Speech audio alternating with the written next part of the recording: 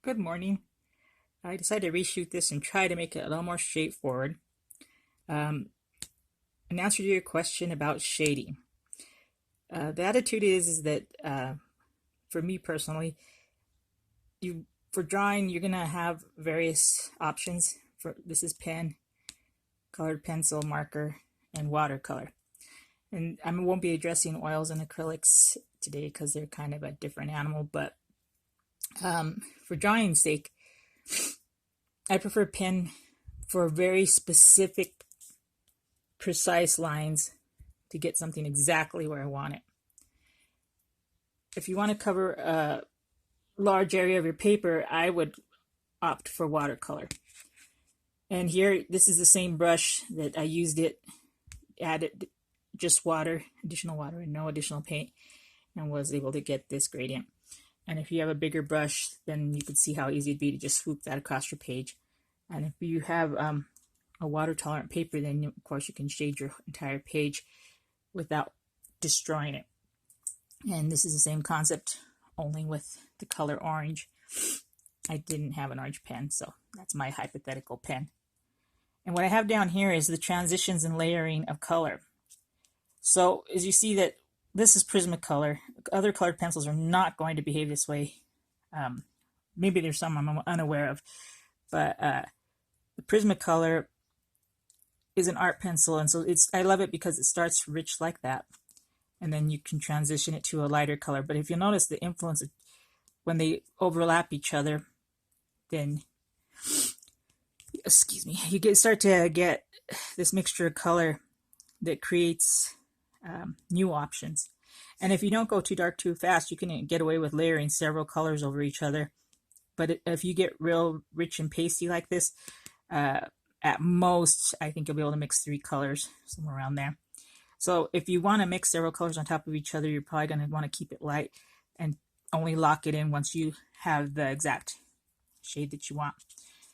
And so that's how layering a color works. But there's a trick to that, because right here you see there's 3 main colors in the color wheel. There's yellow, red, and blue. And when you mix them, you get all the other colors. And then if you want to lighten it or darken it or make it darker, you're going to add white or black tints. Not so much in drawing, but more in with the white, more in painting. So let's say you mix red and blue. Of course, you're going to get purple. And this is probably a review for you, but yellow, blue is going to make a green, and yellow and red will make an orange.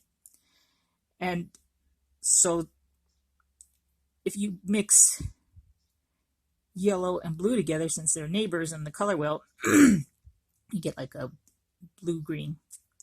And that's how it'll always happen. So you mix the green with the yellow, the more yellow you have, of course, it will be brighter green. And the more blue or green you have or blue you have, the darker it will get. And of course, this will also change the temperature of your picture. Over here, that being the cooler colors, here being the warmer.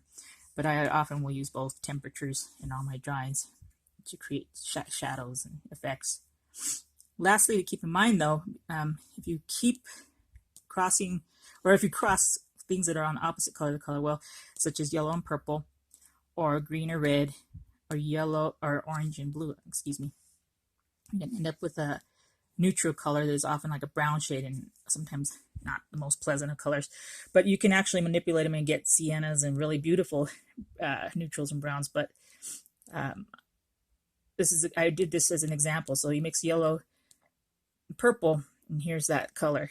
And I don't know, it has its place definitely in the illustration and drawing, but it's something to keep in mind, because if you do that too much, you're just going to end up with a page full of this.